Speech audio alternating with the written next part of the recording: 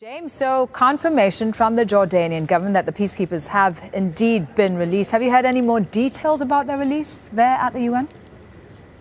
Well, the confirmation from the UN came only about 10 minutes ago, and that's a couple of hours after we were getting the first reports that they were released. We do have some more details, and I think they shed some light on why it took the UN so long to confirm this. The UN have been trying for some time to pick up these peacekeepers to get to the village where they were being held.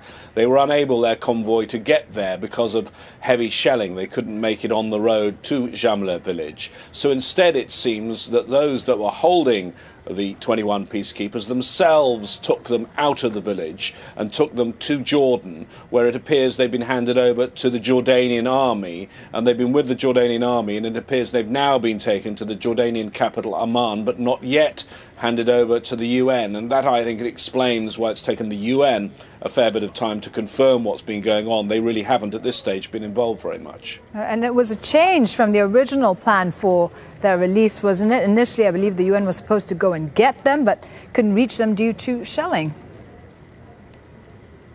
Yeah, it is, and that shelling is still causing concern here at the UN, because in recent hours, the head of peacekeeping here at the UN, Hervé Ladsous, had made the point that once these peacekeepers were released, the UN very concerned that there could then be retaliatory action by the Syrian government, even heavier shelling on Al-Jamla village, and he urged that didn't take place. I think the other concern here now, and I think a lot of people will be looking at this very, very closely, is what happens to that UN mission, because already we know that the Croatians, who are one of the 4 countries there, are thinking of pulling out their forces from the UNDORF mission, which has been there since 1974. Will the Philippines contingent now stay after what's happened? And if 2 of the contingents were to pull out, what is the future of this mission, which, as I say, has been there almost 40 years?